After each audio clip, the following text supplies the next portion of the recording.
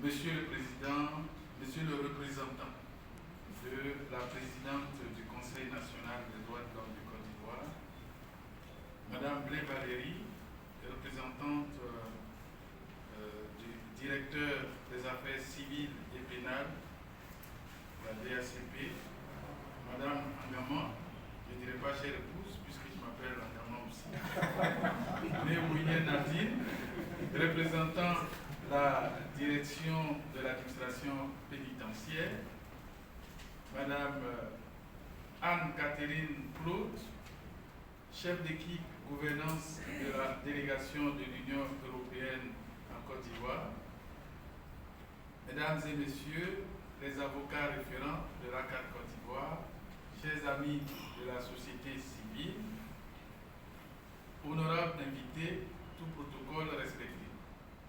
Je dirais au niveau des avocats que nous avons dans la salle un avocat blanc qui est au fond, je demande de se lever, il est venu dans une affaire et je l'ai invité à cette rencontre et je crois que nous avons aussi des projets en commun. Vous vous levez, voilà.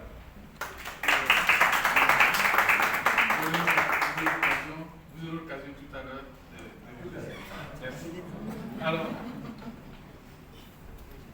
je voudrais vous remercier d'avoir répondu favorablement à l'invitation de la FIACAT et de l'ACAD Côte d'Ivoire dans le cadre, en réalité, de la commémoration du 74e anniversaire de la Journée internationale des droits de l'homme que nous fêtons tous les 10 décembre. C'est important de souligner ce cadre parce que c'est l'occasion solennelle de demander au pouvoir public, les débiteurs de droit, de faire en sorte de respecter les droits des citoyens. Cette commémoration marque particulièrement la clôture du projet Assister les prévenus et faciliter la réinsertion sociale des femmes et mineurs des prisons de Côte d'Ivoire, projet appelé APRECI. Le projet APRECI s'inscrit dans un vaste programme initié par la FIACAT et les ACAT nationales en vue de lutter contre la détention préventive abusive, DPA, dans plusieurs pays de l'Afrique subsaharienne, en l'occurrence Congo, Madagascar, Tchad, RDC et bien entendu la Côte d'Ivoire.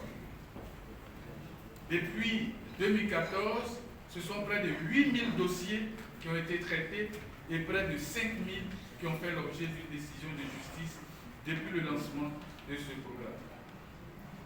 Avec 3 prisons en Côte d'Ivoire en 2014, le programme s'étend aujourd'hui sur 6 prisons après avoir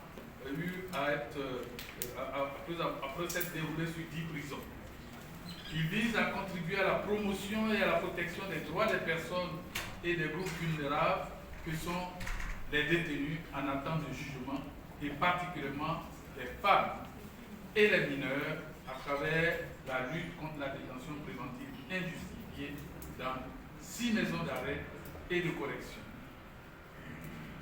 Il a pris dans cette dernière phase qui s'achève la réinsertion sociale des détenus les plus vulnérables, c'est-à-dire les femmes et les mineurs.